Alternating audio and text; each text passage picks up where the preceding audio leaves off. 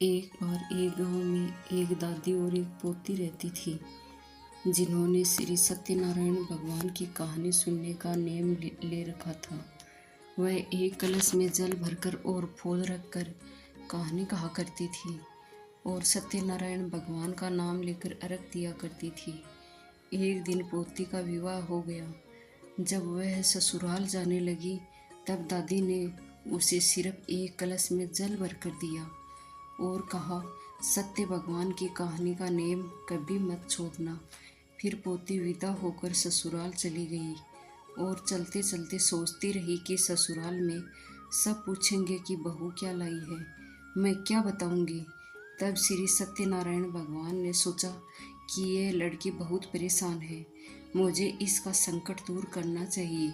रास्ते में पोती ने सत्यनारायण भगवान की कहानी कहकर अर्घ दिया। जैसे ही उसने अर्घ दिया, वहाँ हीरे मोतियों का कुंड भर गया। हीरे मोतियों के भरे हुए कुंड को देखकर पोती बहुत प्रसन्न हुई। वह खूब पहर ओढ़कर ससुराल गई। वहाँ उसके ससुर जी ने उसकी सास से कहा, हमारी बहू तो बहुत बड़े घर की है, बहुत धन लेकर आई है। तुम ऐसा करो, पड़ोसन के यहाँ से मूंग चावल लेकर बहू के लिए खाना बनाओ। जब उसकी सास मूंग बनाने लगी तो बहू ने कहा, माँ जी, आप ये मूंग चावल मेरे कलश के जल से बनाओ। सास ने अपनी बहू की बात को मानकर कलश के जल से चावल बनाए।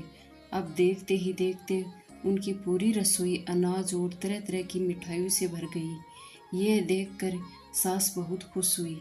उसने अपनी बहू से कहा, बहू आओ खाना खा लो। तब बहू ने कहा, अभी घर में किसी ने खाना नहीं खाया तो मैं कैसे खा सकती हूँ, और मेरा सत्यनारायण की कहानी कहने का नेम है। सास ने कहा, बहू मैं भी कहानी सुनूंगी। फिर बहू ने एक कलश में जल भरकर और फूल रखकर श्री सत्यनारायण भगवान की कहानी कही और घर के सभी सदस्यों ने सत्य भगवान की कहानी सुनी।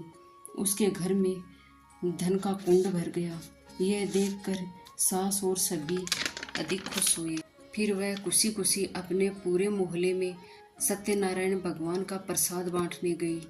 तब उसकी पड़ोसन ने बोला, अभी तो तुम मूंग चावल उधार लेकर गई थी और इतनी देर में इतना सारा धन कहाँ से लाई। तब उसकी सास बोली, मेरी बहू हर रोज़ श्री सत्यनारायण भगवान की कहानी कहती है, यह सब उसी का फल है।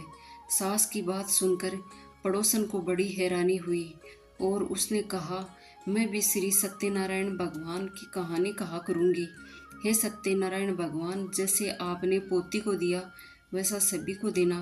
कहानी अधूरी हो तो पूरी करना, पूरी हो तो परवान चढ़ाना। सत्य भगवान की जय।